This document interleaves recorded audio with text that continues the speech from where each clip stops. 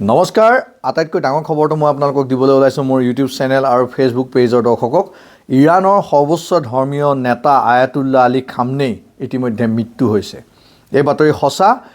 Israel আৰু আমেৰিকাৰ যি যৌথ প্ৰচেষ্টাত যি আক্ৰমণ হৈছিল ইৰাণত আজি ৰাতিপুৱা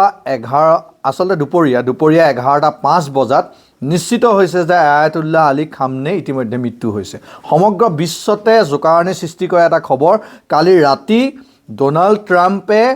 সম্পূৰ্ণ সংবাদ মাধ্যমক সংবোধিত কৰি এটা ভাবুকি দিছিল যে আজি ৰাতিৰ ভিতৰত কিবা এটা হ'ব আৰু সেইটোৱে কৰি দেখুৱালে ডোনাল্ড ট্ৰাম্পে ভেনিজুৱেলাৰ ৰাষ্ট্ৰপতিক যেনেকৈ উঠাই আনিলে ঠিক তেনেদৰে একে ৰাতিতে এখন দেশৰ এখন প্ৰকাণ্ড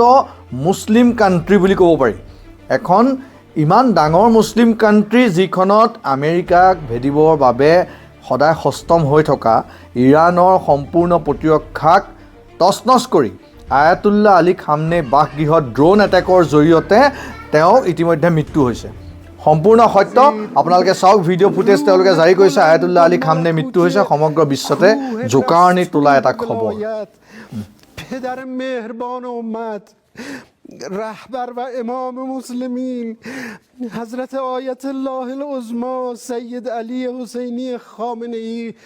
در راه سربلندی حرم جمهوری